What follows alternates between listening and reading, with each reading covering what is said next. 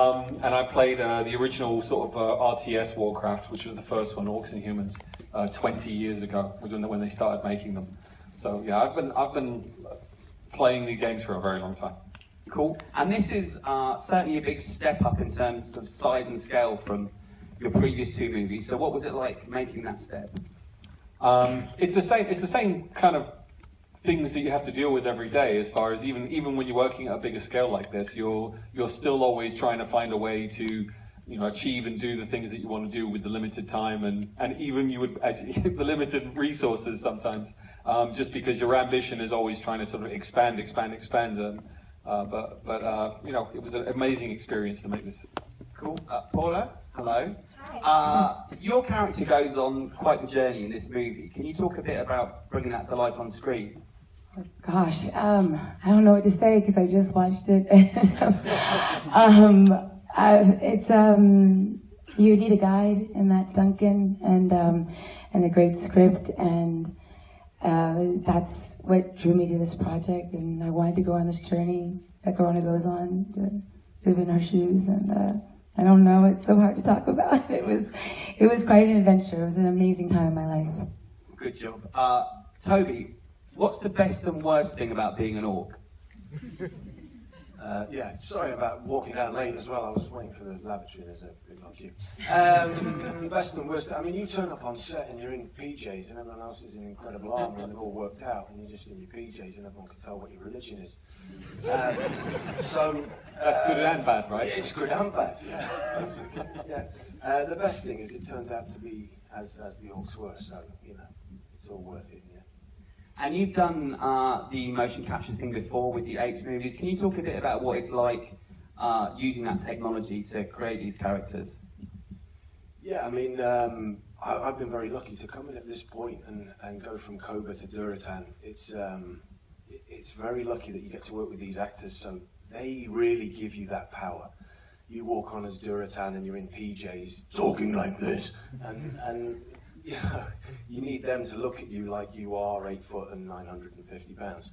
So thank goodness we had such a good, strong cast. But the technology's advanced to this point now where the motion capture, the dots that I create go into that incredible model, that of course is created by ILM or Weta, depending on whichever, but ILM in this case. So that, why am I rambling? I've forgotten what I was going to say. Do it in the voice though. I'll help myself. So yes, it's a wonderful process. It means that I get to be in front of them. No longer do we have to go into the volume and do a second run, a second attempt at it. So it's much more back to acting with the reaction and response that you get on set. Cool. And Travis, what's it like fighting an orc? I've always been turned on by Toby. I said fighting. I did the movie to meet him. He's Australian. He's fighting. No, it was so respectful to the game. So the armor was very big. It was a little awkward. The swords were bigger, and we had a great stunt team that makes me look like I have a lot more ability than I do. Yeah, but no, it's great. The thing that blows me away is when we actually do the scene. Like you said, he's wearing these PJs or whatever. It's pretty good. And then you see the film 2 years later, it's like, I'm just blown away what they can do on computers and that. And for this man to have the vision 2 years ahead of it, it's amazing what they can do. I think one of my favourite scenes in the film is the campfire scene, Duncan. And I remember you telling me a long time ago that Westerns were going to be an influence on this. So can you talk a bit about how the Western influenced this film? Because that scene certainly feels like it could have been in a Western, and there's a few others that are the same.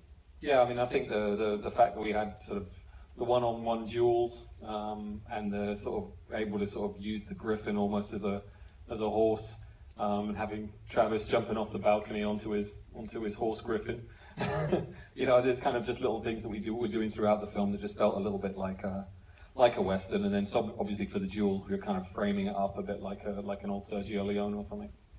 And what was the hardest scene to bring to life, sort of technically, when you're using these incredible tools? I think one of the more tricky ones was the language issue, because we have the orcs and humans speaking different languages, and we played around with that idea a couple of times in different scenes. And I think actually, that was one of the more tricky things. Was all of the dialogue that Paula and Toby had to learn, and then doing a shift into English halfway through while we're doing this big camera move, and we're trying to make sure that the motion capture is running all at the same time. So, strangely enough, it wasn't so much the action scenes that were the most intensely and technically difficult. It was that scene.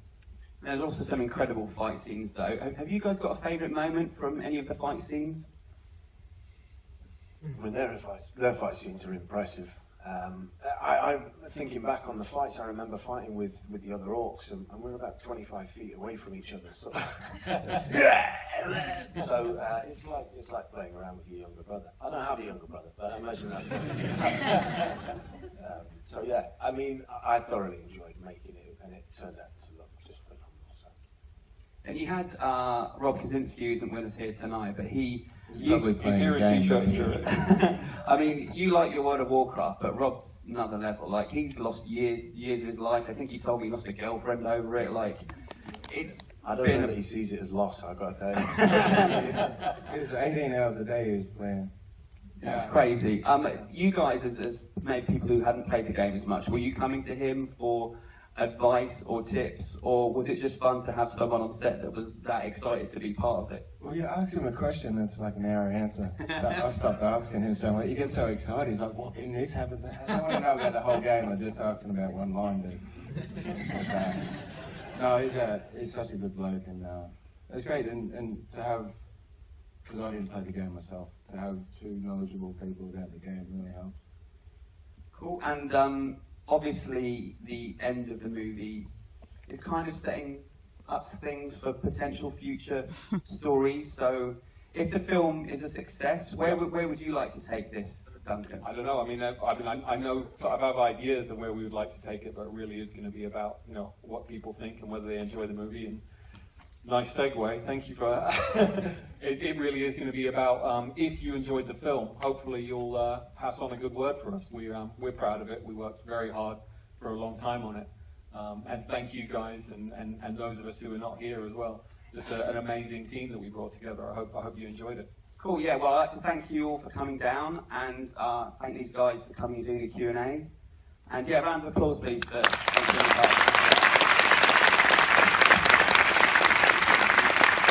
Thank you guys for watching. Appreciate it.